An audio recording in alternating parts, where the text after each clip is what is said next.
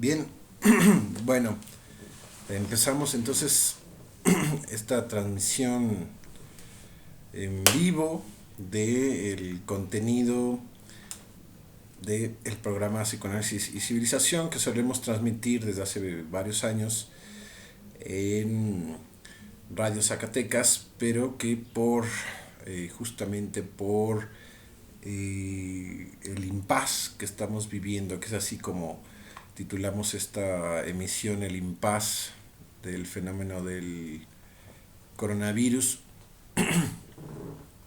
Eh, Estamos transmitiendo aquí desde casa, esperando finalmente que estén las condiciones adecuadas según las normas, según las indicaciones que se siguen, que se tienen que seguir en esta línea.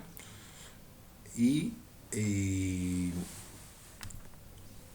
nosotros no queremos dejar de hacer este ejercicio, no detenernos en ese sentido por la contingencia en este quehacer de conversación entre el psicoanálisis y la civilización, y que bueno, esta es la alternativa que estamos encontrando por el momento.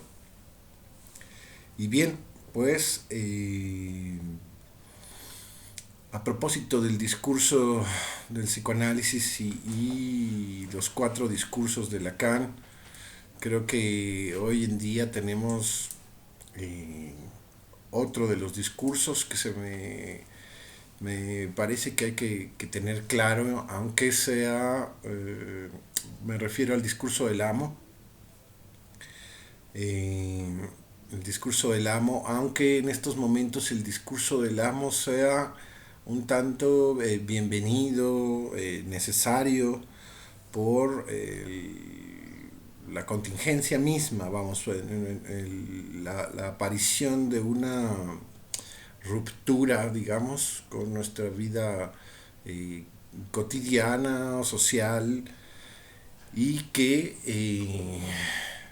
hemos escuchado como las indicaciones de qué hacer, o sea, el discurso del amo como representado por el significante amo, tal cual el S1, eh, puesto en el cuadrante eh, de arriba a la izquierda en términos gráficos, puesto como el generador, el motor del discurso, el amo, la orden, que ustedes saben, todo el mundo lo sabe, eh, eh, eh, todo el mundo lo sabe, es el quedarse en casa, el aislamiento, la parálisis parcial en muchos lugares, y en otros pues siendo pues más grave esa eh, contención. Bueno, no deja de ser entonces eso una orden casi axiomática, recordamos, ¿no? Como dogmática de mmm, quédate en casa, aíslate por, nos dicen ya cuando agregan algunas cosas, por tu bien, por el bien de los demás, por el bien común, quédate en casa, ¿no? Pero a nivel de una orden casi axiomática que se nota a veces en muchos comentarios que hay en la red, ¿no? Como el que no entiendes es muy difícil entender, ¿no? El quédate en tu casa, o sea, no pienses, obedece, no pienses, obedece. Y creo que eso pues como sabemos, pues corresponde al discurso del amo, pero no corresponde ni al discurso de la histeria o del sujeto tal cual, el sujeto barrado, y tampoco corresponde al discurso universitario representado por el S2 o el lugar del otro o el lugar del saber. Entonces, eh, acá nos dice que el reverso del discurso del amo es el discurso del psicoanálisis, representado ahí como el objeto A mismo. El objeto A que es para nosotros lo que realmente nos va determinando eh, a cada uno de los sujetos hablantes. En el discurso del amo, en este caso, representado por el discurso cientificista, ¿sí? Y si acaso el discurso médico. En el caso, por ejemplo, de México, tenemos expresiones así del presidente que son así medio, eh, bueno, ambivalentes, porque ahí donde mucha gente pudiera sentirse a salvo,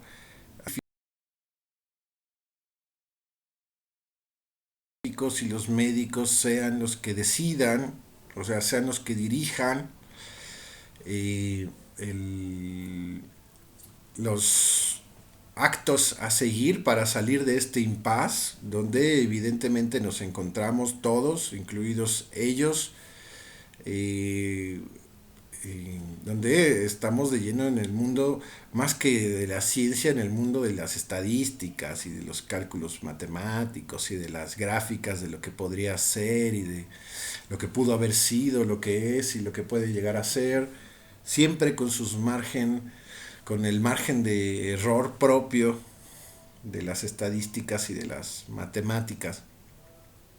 Entonces hay un impasse porque en el caso de México, por ejemplo, se hablaba de que se iba a terminar el aislamiento el 20 de abril, después lo pasaron al 30 de abril y ahora en la mañana lo pasaron al 30 de mayo en términos generales. Entonces, qué mejor ejemplo que ese para saber que no hay nada escrito, que no hay realmente una garantía, una precisión exacta que nos pudiera resguardar y predecir cómo vamos a salir de este impasse, ¿sí? De este momento en donde nos encontramos en un punto de trámite, un esfuerzo, además por las características del fenómeno, de encontrar una salida común, una solución común a todos. Eso es un gran conflicto, un gran problema, porque en el mundo, digamos, de la singularidad, encontrar soluciones comunes a todos, pues nos lleva efectivamente al terreno de la ciencia y de la medicina, donde muchas veces se cree que una solución puede ser universal o estándar para todos. Y no es así. En el psicoanálisis, al revés, en el psicoanálisis sabemos que la solución siempre está en la medida de la singularidad de cada uno de los sujetos, cosa que debemos de seguir recordando y seguir atendiendo. Es un momento, me parece que en respuesta a la imposición del discurso del amo en lo social, nosotros podemos recordar los principios del psicoanálisis, ¿sí? Los principios que son los que sigue el psicoanálisis, que no sigue como tal leyes, pero sí sigue principios. Entonces, recordar que estamos hechos de una manera muy singular, inédita y que necesitamos respuestas a la medida de cada quien. Eso es en la clínica, eso es en un psicoanálisis tal cual, llevado hasta el final. Siempre se trata de eso, de tratar de encontrar una solución a la medida de cada quien. Entonces estamos en una ambivalencia de ese tipo. ¿Cómo encontrar una solución a todo esto según nuestras propias aptitudes, necesidades, deseos, angustias, síntomas, inhibiciones? Y por el otro lado, cómo intentar encontrar una especie de salida común, una especie de salida para todos, una conciencia de que en este caso es necesaria una labor conjunta para resolver un problema conjunto que afecta a todos, eso sí, a través de ese mandato de todos iguales, todos aislados, ¿sí? Eh, Sería un mandato en la línea del universal, de todos, de una X para todos. ¿sí? Pero sabemos que eso no va a resistir, no puede resistir, está agujereado finalmente justamente por el cómo el sujeto va a tolerar o no, va a aceptar o no ese tipo de mandatos. Para eso hay distintos recursos, por ejemplo, en algunos lugares de Europa o de Sudamérica, a diferencia de México, justo para mermar la incidencia de la individualidad y de la singularidad, se utiliza la fuerza pública para obligar a todos a estar en una misma solución, en una misma supuesta solución común.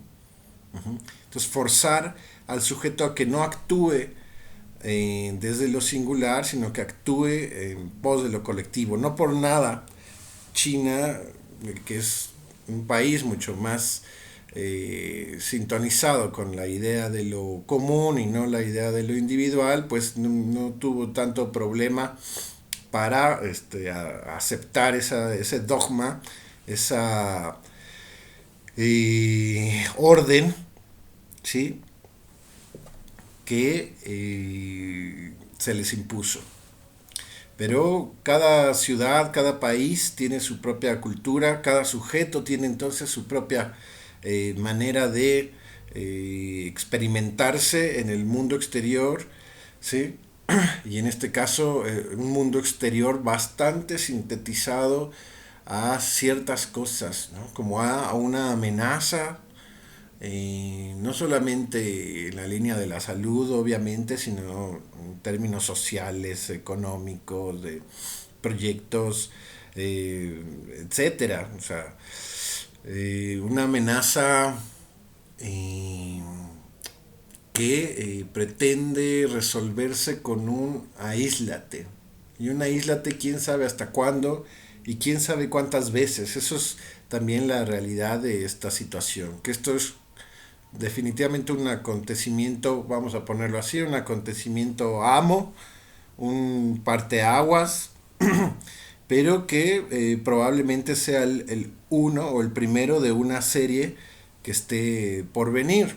Ya veíamos también declaraciones más en la línea política o de la investigación de las causas de todo esto, en donde, bueno, se habla de vacunas, de distintas cepas de este mismo virus que están por venir. Saludos a los que se van integrando, Roberto, María, Rafa, Quetzali. Gracias por acompañarnos y si quieren ir escribiendo sus comentarios para enriquecer la conversación. Entonces, eh, se impone un imposible, pero desde de cumplir. ¿Qué es eso? Una solución para todos. Es imposible per se, pero no es imposible en términos prácticos. Les decía, por eso se puede utilizar todos los recursos, ya sea hasta el convencer al otro de que por su propia razón, por su propia voluntad lo haga, o forzarlo con la policía, ¿sí? Y los arrestos y las sanciones monetarias. Pero se apunta a que sí puede existir una solución universal para todos. Eso es parte del ensueño también del discurso cientificista. Por ejemplo, poder encontrar una fórmula que pueda aplicarse para todos, en teoría, de la inmortalidad. O sea, la ciencia en búsqueda, ¿no?, de la vida eterna, ¿no?, que es algo que se pone a jugar también en las cartas de esta situación, porque a la gente se le vende pues ya no la posibilidad de la vida eterna, sino la prolongación de su vida o el acortamiento de su vida de una u otra manera. El amarillismo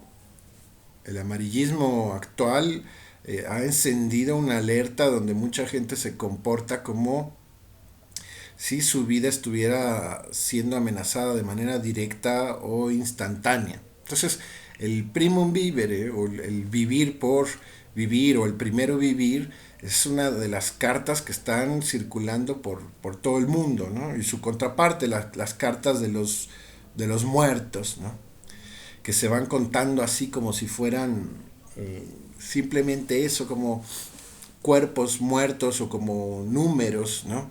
Y se deja de lado que de fondo hay una subjetividad viva, tanto en los muertos como en los vivos, pues. O sea, en los muertos, por ejemplo, en toda la línea de la dignidad de su muerte, que hemos visto estas escenas de Ecuador, etcétera, donde se pierde. Y por el otro lado, la dignidad de los vivos, ¿no? El discurso de los vivos, ¿sí? Lo que ellos tienen que decir al respecto, lo que podrían opinar al respecto. Pero ahorita hay un acallamiento de eso porque está esta alarma que tiene esos tonos de tu vida está en peligro, ¿sí? Tu vida está en peligro.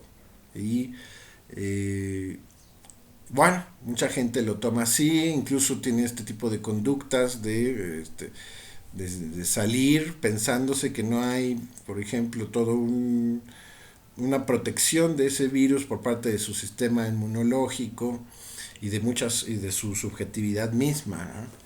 Y a veces se piensa como si el virus fueran así como balas perdidas, ¿no? Que un cubrebocas podría blindar. Pero bueno, es el mundo de muchas ilusiones, de mucho imaginario también, versus el mundo de las muertes. Y las muertes, en este caso, por el coronavirus. Sí, pero las muertes del coronavirus, como también hay argumentos, muchos argumentos en esta línea, no son las únicas muertes que hay, ¿no? Pero tenemos la ilusión o nos circula la ilusión de que al combatir o al evitar este tipo de muertes estamos evitando la muerte misma. Estamos en ese sentido dando un paso más a, ya no la vida eterna, aunque puede ser la promesa de la ciencia, pero sí la prolongación de la vida. Sin embargo, en campos políticos se empieza a maniobrar también la oferta ahora de las vacunas, ¿sí? Y no nada más para esto, hasta llegar, digamos, a la fórmula de la inmortalidad y de la vida eterna. Bueno, eso es, pues ya no ciencia, sino ciencia ficción, ¿no? También algo así tan intenso y tan propagado en estos momentos de la humanidad. No hablo ahorita nada más del coronavirus, sino por ejemplo de series de Netflix tipo Black Mirror, ¿no? O realities, ¿no? Y donde tenemos ahora, digamos, en ese gusto de la población por este tipo de cosas, tenemos ahora en vivo, ¿no? Una especie de capítulo de Netflix, pero que no se le puede poner pausa o no se sabe cuándo va a terminar. Pero la idea es la misma, es sentir que hay algo nuevo que va a desbordar el orden subjetivo de cada quien y pretenden hacerlo, o sea, pretende hacer eso. Se pretende mantener al sujeto en una pues, desorientación y en un sometimiento, como les decía, de estar esperando a ver hasta cuándo sí se permite la recuperación de la libertad, porque hoy en día hasta la libertad de expresión está mermada, ¿sí? Eh, no solo, otra vez, no solamente por el tema del coronavirus y que se te permite hablar al respecto y que no, sino simplemente por la censura propia que pueda tener Facebook o YouTube o Twitter, que hemos escuchado muchísimos casos de esto, la observación, ¿no? Que llevamos teniendo por parte de estos monitoreos y que parece que se pretende seguir fortaleciendo eso, ¿no? La información que se tiene de nosotros más el consentimiento de qué se nos está permitido hacer y que no. No sé si han escuchado esta parte de los chips o de los monitoreos a través de ciertas aplicaciones en China y que se pretende hacer en el mundo de poder a través de la 5G localizar rápidamente una especie de información social donde esté incluido tu historial clínico, ¿sí? Junto con tu historial clínico, pues la respectiva alternativa que vas a tener, o sea, se te está permitido esto o no se te va a estar permitido. Pero al final es tener muchísimo más información, más control de cada uno de nosotros y por el otro lado una restricción de qué se nos va a permitir y qué no se nos va a permitir. ¿Sí? Desde créditos, desde entradas, desde trabajos. Sí, aumenta, vemos que se ha endurecido el tono, la sensación del deber ser y del orden y de la ley, ¿sí? Para todos. Y hoy se ha logrado convencer a la gente de que es por su bien, de que por el bien de ellos y por el bien de todos es mejor someterse. Es una idea, es una fórmula que pasará el tiempo y podrá ser más fácilmente cuestionable, pero nosotros no estamos aquí para esperar tanto, tampoco para especular de más, pero sí para poner los riesgos que empiezan a haber, ¿sí? El que nosotros vayamos aceptando con más fuerza y con más voluntad que sí y que no se nos va a estar permitido hacer.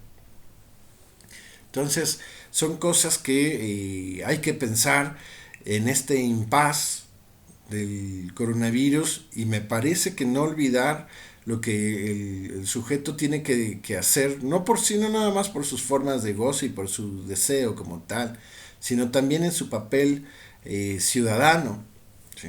En lo que él pueda expresar al respecto de lo que está experimentando, con qué está de acuerdo, con qué no, y no necesariamente tragarse como tal la orden, sino que se permita pensar y que combata, digamos, los sentimientos de culpa que le puede traer a veces el cuestionar la orden del amo, ¿sí?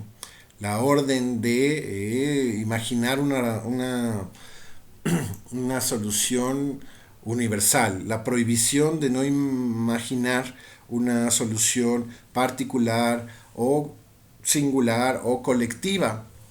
Y ahora en el caso de México vamos viendo cómo está esta dificultad, porque no todas las ciudades, no todos los estados están viviendo de la misma manera esta invasión del virus, ¿sí? Por ejemplo, hay una cantidad de lugares que no hay ningún caso, que están aislados y que van a seguir aislados. O sea, donde a pesar de que en esa ciudad, en ese poblado, no está el virus, todos por igual, digamos, en solidaridad con el resto de los estados, incluso el resto de los países y del mundo, ¿sí? Tienen que comportarse de la misma manera. O sea, comportarse como si estuviera el virus ahí. Y todavía te dicen, bueno, ya sé que no está el virus así, ahí, ya lo demostraron ustedes, pero compórtense como si estuviera el virus ahí. Lo cual nos hace pensar que entonces hay un mandato que es indiferente a la existencia real de una amenaza o no, porque nos invitan a aceptar que aunque no esté la amenaza ahí en términos reales, objetivos, se actúe como si estuviera eso. Uh-huh. Entonces, algo ausente, ¿sí? Que es el poderío, esa es la esencia del lenguaje, la capacidad de hacer ausente algo presente y la capacidad de hacer presente algo ausente, pues estamos en este momento en esa línea. A pesar de que haya algo ausente, usted se tiene que comportar como si eso estuviera presente en pos de la prevención, ¿sí? Tienes que comportarte como si eso estuviera presente. Pero en esa ambivalencia poco va a importar ya el saber si eso está presente o eso está ausente o si eso está próximo a retornar o no. Porque lo que va a borrar esas diferencias es una orden común para todos, ¿sí? En ese sentido, poco va a importar si tú estuviste contagiado o no estuviste contagiado, porque de todas maneras hiciste cuarentena, de todas maneras te enfermaste de otras cosas, de todas maneras te mortificaste como si fuera un asunto real, porque la orden es actúa como si el virus estuviera en todos lados, actúa como si el virus a ti también te mataría, ¿sí? No actúes como si el virus a ti te hiciera los mandados o te hiciera un síntoma muy leve o uno un poco más complicado. No se permiten las diferencias, no hay medidas que permitan esas diferencias, sino es para todos igual. Hasta en los anuncios de la radio y de la televisión insisten, incluso anuncios de la Organización Mundial de la Salud, insisten en poner el acento en que la gente no se relaje con las diferencias. ¿Sí?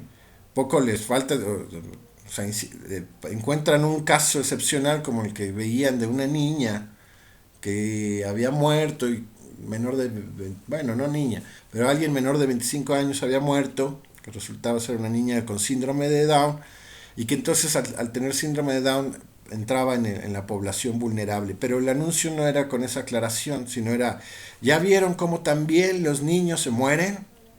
Entonces si uno se murió, actúen como si todos los demás niños también se pueden morir.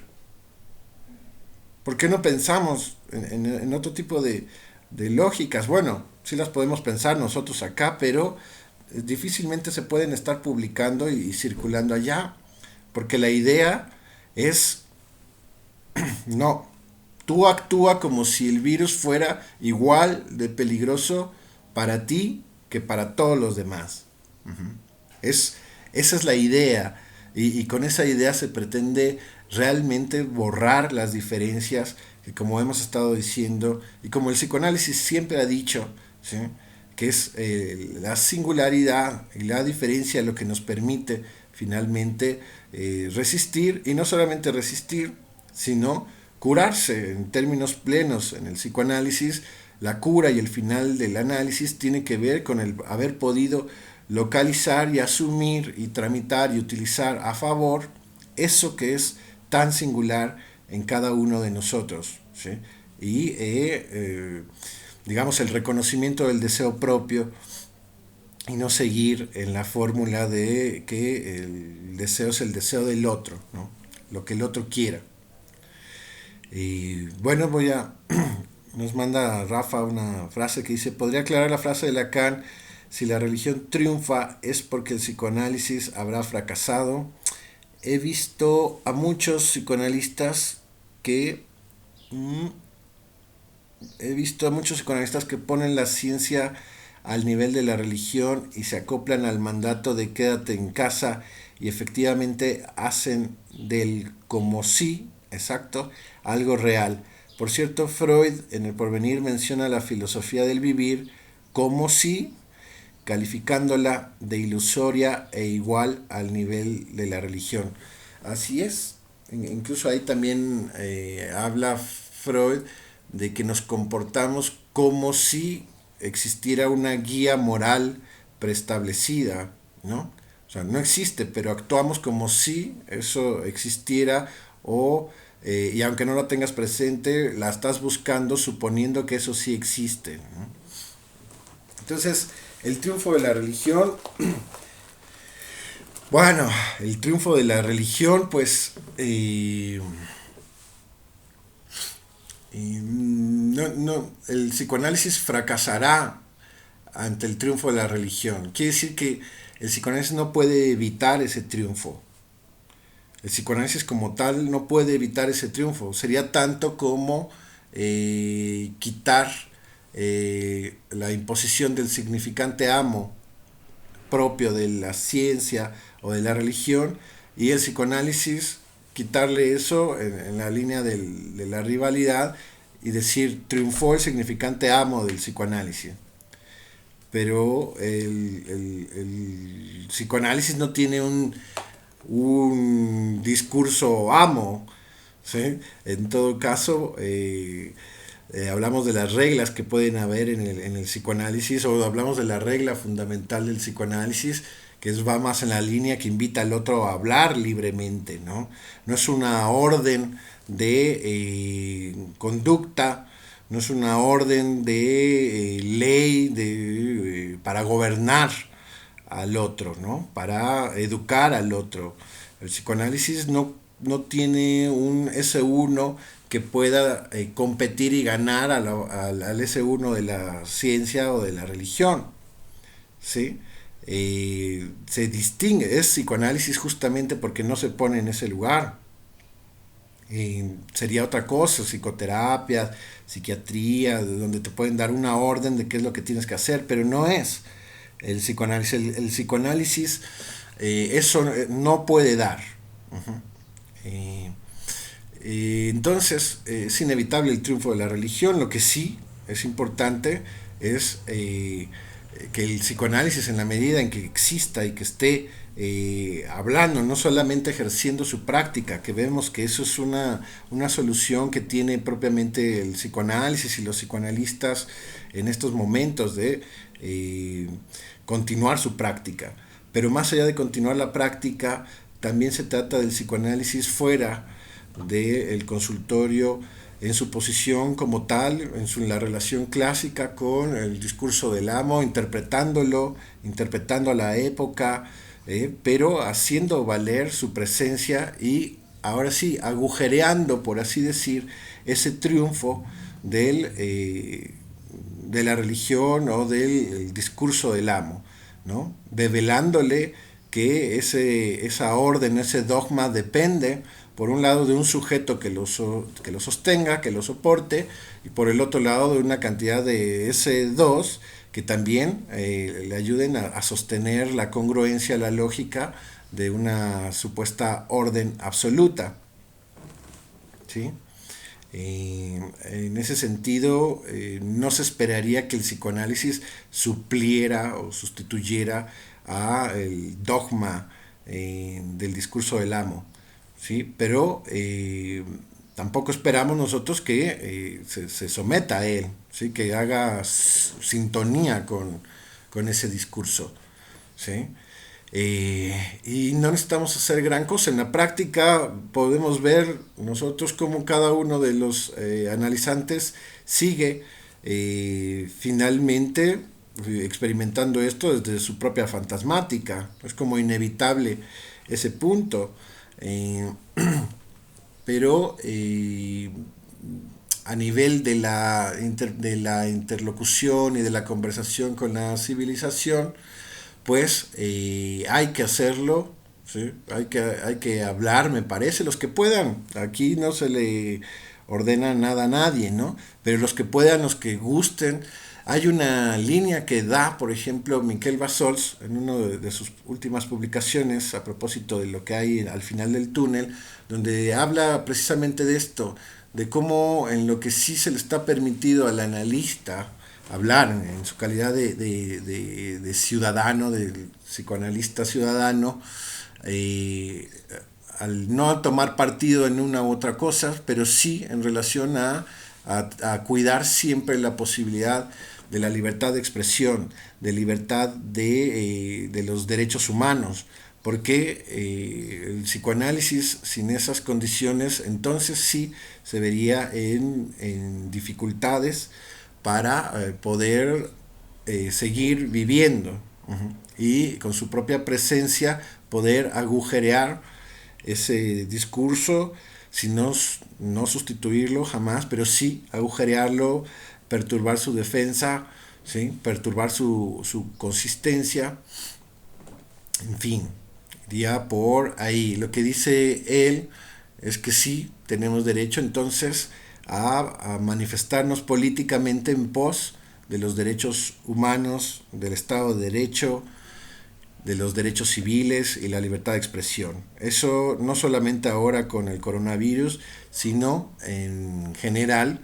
El psicoanálisis tiende a tener esa postura, por así decir, si no partidista, pero sí política, ¿sí? Por su propia necesidad, de estos elementos para poder existir en su práctica, ¿sí? Y en su lugar en la civilización, el lugar que merece el psicoanálisis en la civilización. Esto que decía de, bueno, si hay igual, yo me parece que es una respuesta más del psicoanalista ciudadano, que él tome sus propias medidas, ¿no? De precaución, de prevención, no tanto la cuestión del psicoanalista como parte del proceso analítico del analizante, ¿sí? El psicoanalista como una formación del inconsciente del analizante, ¿sí? Eh, Sino que pues habrá, así como habrá psicoanalistas que prefieran no atender en esta época. Escuchaba yo ayer en algunas conversaciones que incluso lo que pudiera ser los psicoanalistas mayores de 65 años, el cómo se va a trastocar la clínica presencial, ¿sí? En pos de su salud, ¿sí? En pos de su vida y de lo que puede sentirse amenazado, y pues es válido, habrá otro que no. Lo interesante y lo rico es que nosotros también podemos manifestarnos a nivel de lo singular, independientemente de cómo vamos haciendo valer la presencia del analista, la interpretación analítica, el combatir las resistencias en el analista, ¿sí? Para continuar su deseo y su quehacer como tal, ¿sí? Donde no puede en ese sentido ser ingenuo, estar desadvertido de lo que significa el otro y el discurso del amo y lo que significa la pretensión de borrar las diferencias, de acallar el discurso. Un analista esperaríamos que no puede hacer sintonía con eso, ¿sí?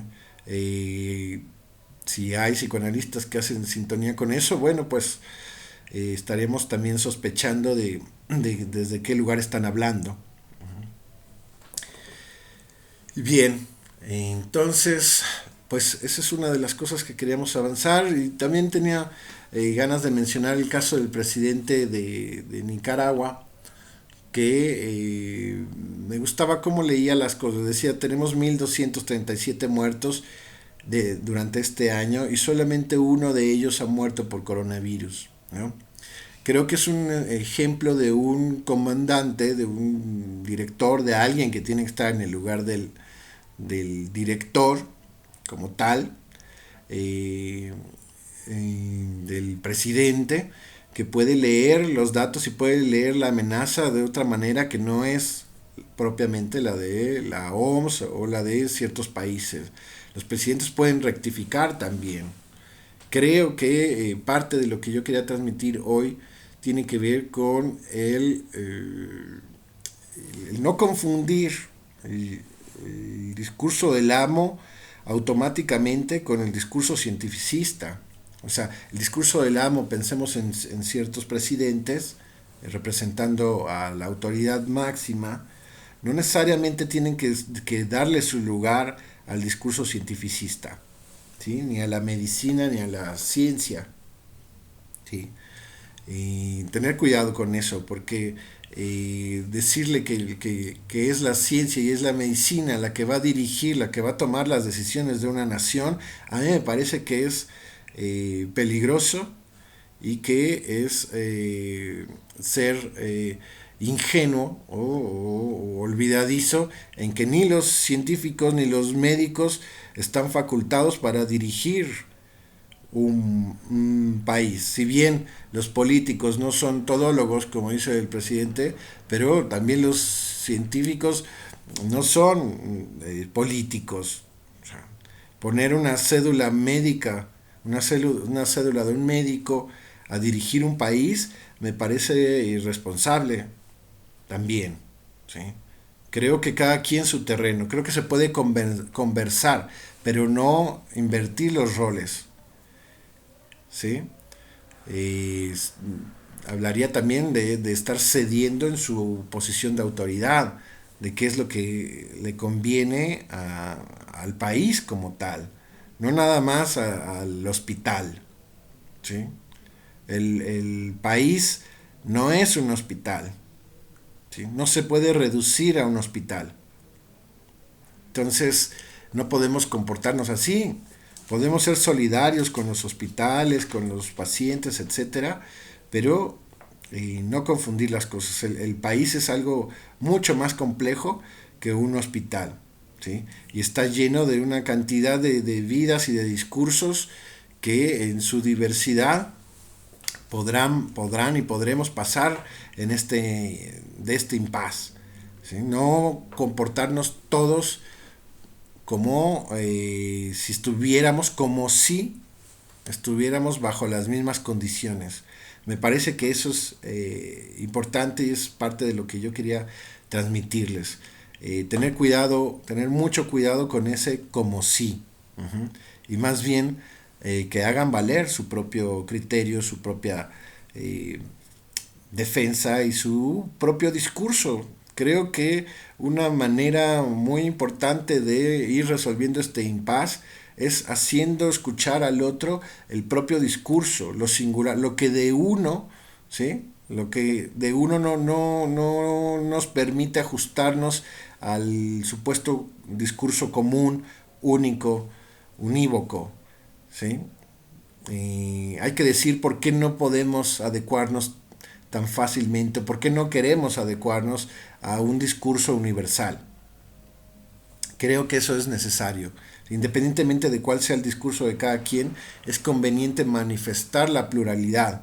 No irnos en la finta de el, ¿no? El nombre del nombre del Padre, del Padre primordial, del uno, ¿no? Sino recordar la multiplicación, la pluralización de los nombres del Padre, como lo enseña Lacan, la pluralización de las autoridades, de las vías, de las soluciones, ¿sí?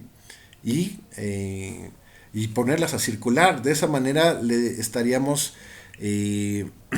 ayudando a que no cobre más consistencia este método de control que ahora lo llaman en pos de la salud, pero que no deja de ser un método de control que implica la borradura de las diferencias subjetivas.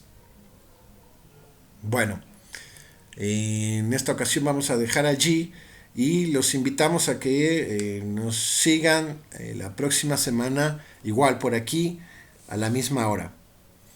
Que estén muy bien.